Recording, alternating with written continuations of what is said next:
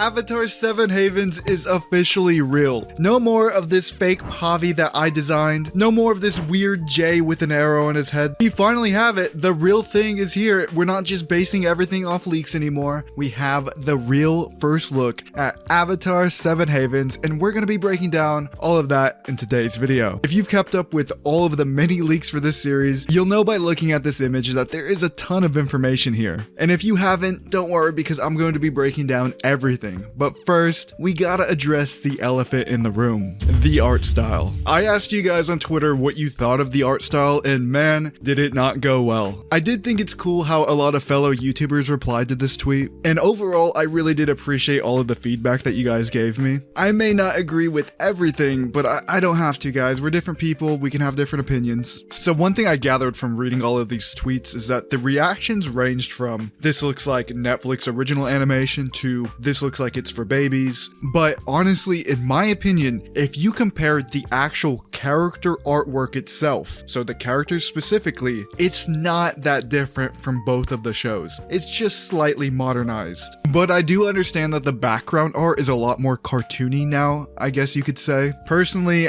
I really don't mind. The characters look like they live in the world, you know? If you go back and look at some of Korra's promo art, it kind of looked like an anime character just pasted over an oil painting. I remember back then people didn't really like it and they said it clashed, but then over the course of however many years it's been, it's grown on people and now people are saying that looked better than this. Overall, this image right here is way more colorful than the leaked images were, with the colors being super saturated. It's kind of funny that people are complaining about too much color when 15 years ago everything that came out was permanently gray and brown and gritty. Personally, I'm a big fan of it being so colorful, but turning down the saturation just a little bit wouldn't hurt. And while we've known this for a while now, I have to mention that the whole post-apocalyptic panic is still a big issue for a lot of people. I'm kind of tired of talking about this, I'm gonna keep it brief. It's just not something I'm very worried about. Just from this image alone, we can clearly see that the world is a lot different from what people think when you say the words post-apocalyptic. I also want to add that the concept art for Avatar: The Last Airbender was pretty similar to the whole post-apocalyptic vibe. So in a lot of ways, this might just be them executing on their original vision for what they wanted Avatar to be. Again, I've talked about this so many times, so if you want to hear my full thoughts on this whole post-apocalyptic stuff, go watch my original videos when 7 Havens first got leaked. If you look in the background, you see this giant city called Elora. One of the things we know from the leaks is that much like Ba Sing Se and pretty much every big city in real life or in universe, there's this massive wealth disparity, and you can kind of get that vibe by just looking at the image. Pavi was said to grow up poor and in the slums, while her twin Nisha was taken in by the White Lotus and was deemed to be the Avatar. She grew up rich, presumably here at the top, where it's like more like a palace. At the bottom here, you can see the gates to Elora. In the leaked storyboards, we see Jae and Pavi meeting here, where they end up sharing a brief battle, and Pavi runs through these gates into the desert, where Jae follows her.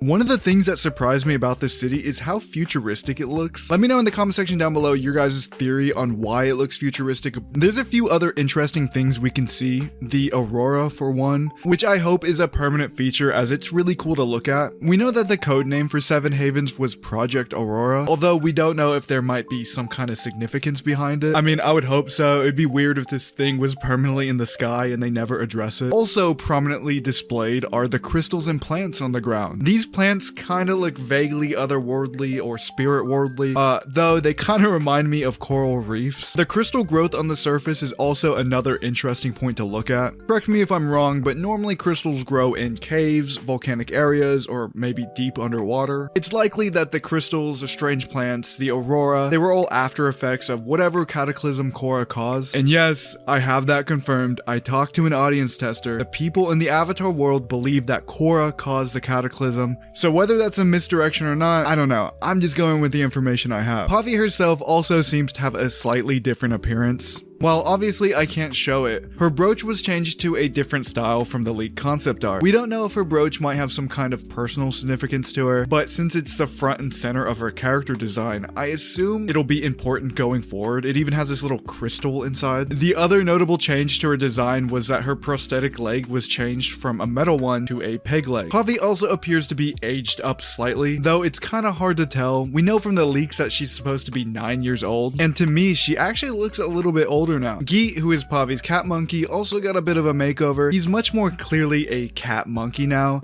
In some of the leaks, he looked more like a big cat. He also appears to be significantly smaller. In some of the storyboards, Geet was twice the size as Pavi, and now he appears to be around the same size as her. We also got official confirmation of Pavi and Jae's name, and I have to apologize, I have been pronouncing it wrong as Pavi, not Pavi, but to be fair, I did say Pavi in a video and everyone corrected me, so I went back to Pavi, but no, it is Pavi. And if you don't believe me, here's a clip to prove it. So this is the next avatar after Korra, named Pavi. This is her cat monkey, Geet, voiced by the wonderful Bradley Baker, of course. And her mentor friend, Jae, in the background, who's an airbender. And this is the city where they live, called Allura.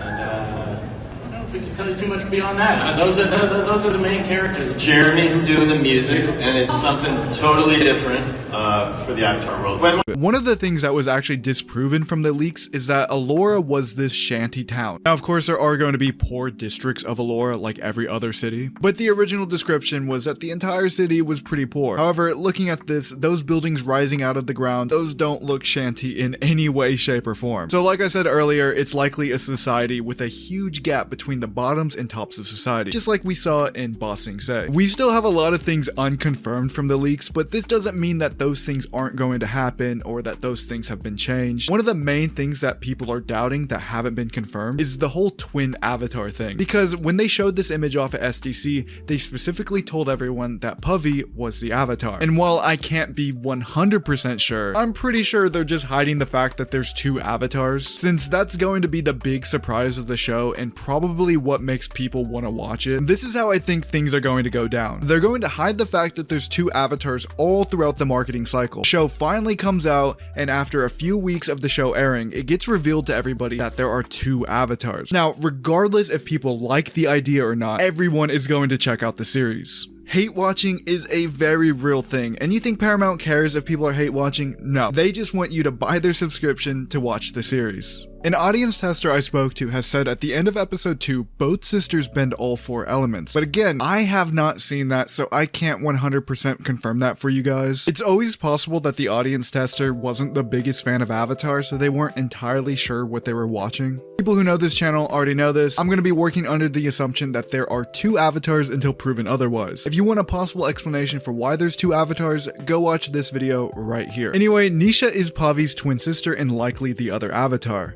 So naturally, she has her own team avatar. There is leaked art out there of her team avatar. You can find it if you want. It's pretty easy, but I won't be showing it here in this video. However, since her team avatar is basically just the opposite of Nisha's, I can just recolor what we have, just to give a rough visual. Nisha is the complete opposite of Pavi in almost every single way. Pavi's name means lightness, Nisha's name means darkness. Pavi wears bright colors, Nisha wears dark and dull colors. Pavi has a white and gray cat, Nisha has a black and gray cat. It really feels like they're just trying to set up this whole light and dark avatar thing. In the audition scripts, Nisha tells Pavi that Pavi's just jealous of her because she's the more powerful avatar. Or I guess the word they used was savior, but you know, it's audition scripts, so they change up everything. Like, instead of saying they earthbent at each other, the audition script said they used telekinesis to lift boulders, you know, that sort of thing. Captain Karthik is Nisha's mentor, and again, is the opposite of Jae. Jae has these light gray sleeves, while Captain Karthik has these black sleeves and also black gloves. He also has a cape on for whatever reason. An interesting thing about Captain Karthik's name is that his name means the embodiment of strength, valor, leadership. It's also linked to courage and the destruction of darkness. Maybe there's something here to where he knows Nisha's the dark avatar and he tries to save her from going down the wrong path. The last member of Nisha's team avatar is Ruhi. Like I said earlier, is the same as Geet but the opposite colors. Ruhi sports black and gray colors. Anyway, that's it. Let me know what you guys thought of everything in the comment section down below. I'm going to be reading every single comment, so let me know all of your theories. Other than that, I'll catch you guys sometime with another video.